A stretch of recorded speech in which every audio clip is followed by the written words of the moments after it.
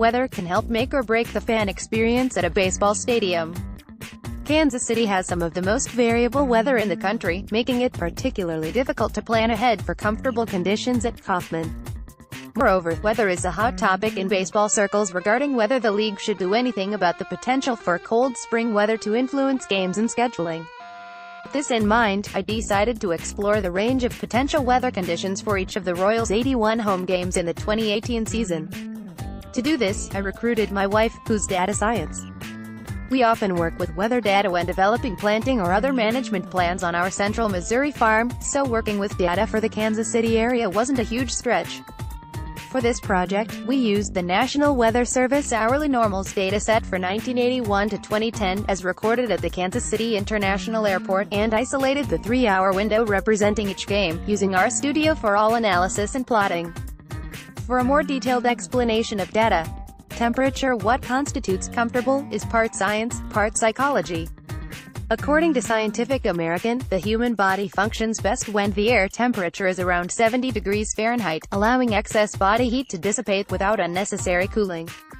However, we all know that individuals vary in their physical and mental tolerance for heat and cold. Residents of Mississippi or Montana may laugh at a Missourian's notion of a hot summer or cold winter day, and locals anywhere can disagree on what's right. Thus, we didn't try to isolate a given comfort range, just presented all the data so readers could see where their own comfort range fits into the season. It's also worth recalling that temperature affects gameplay itself. The Atlantic points out that not only do hotter conditions allow balls to travel farther, they can actually lead to hotter tempers and more hit batters. Spring is particularly volatile, with highs extending well into the summer normal range and lows reaching indoor stadium now levels. In a cold spring like 2018 that has forced numerous game cancellations, it's worth remembering that spring in Kansas City can also mean lovely summer-like conditions. It's also clear how much effect the setting sun's position has on game temperature, as there's often a bigger gap between 6 and 7 p.m. games than between afternoon, 1 or 3 p.m. and 6 p.m. games. Cloud cover. Of course, temperature is only part of the comfort story. There's a significant difference between an overcast 85 degrees day and a blazingly clear 85 degrees day. The graph below of normal cloud cover percentages during game times shows that from spring through summer, cloudiness in Kansas City tends to vary inversely with temperature in a way ill-suited for human comfort. Clouds are most prevalent when it's already cold, and solar radiation would be desirable, but are far less abundant or likely on those blazing summer days when they would be most welcome. This pattern changes in fall, during which temperatures become moderate, or even cold, but cloudiness remains relatively low, allowing for some welcome solar warmth. Wind speed. Like temperature, wind can affect both fan comfort and baseball behavior.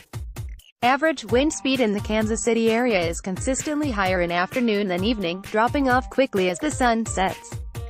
Although this pattern should be familiar to any resident who spends much time outdoors, we were impressed by the dramatic difference between the tightly clustered day game wind speeds and the rapidly declining evening game wind speeds.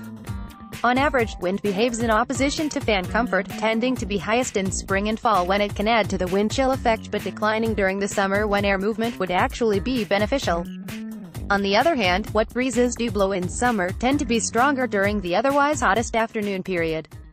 Planning for the season. So with all these data, when's the best time to head for Kauffman Stadium this year? If you're a cool weather person like me, it's definitely not June through August, but many people love the feeling of a cold beer at the ballpark on a simmering evening as the sun sets and the wine dies soon. It's worth noting that the current 3-month temperature outlook from the National Weather Service has the Kansas City area at a approximately 40% chance of above normal temperatures in that period, though all such long-range forecasts should be taken with a popcorn bag's ration of salt.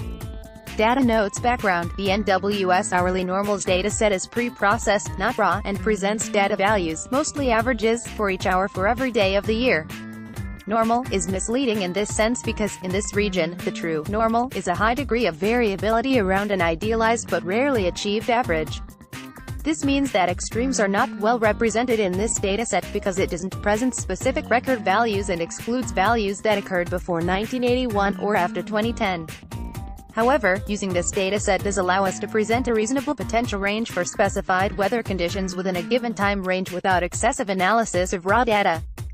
Temperature. In this dataset, each hour of every day is represented by 3 values based on the 30 years of data for that specific hour. A 10th percentile, only 10% of the total distribution is lower, an average, and a 90th percentile, 90% of the total distribution is lower. Thus, for each 3-hour game, there are 9 potential values.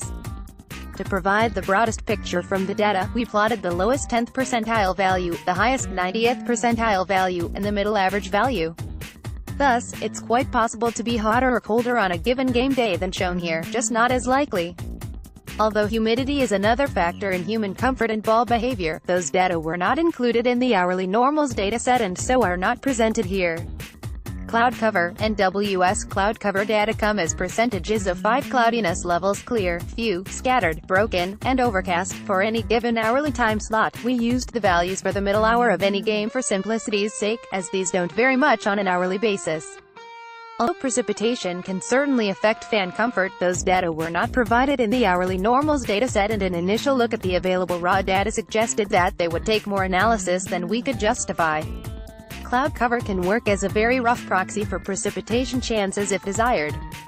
Wind speed. Although a full exploration of this effect would require analyses of both wind speed and direction with reference to stadium orientation, the wind direction records in the hourly normals dataset are averaged vectors that do not present a clear picture of short-term variations, and acquiring and analyzing the complete raw dataset was more than we cared to do for this story.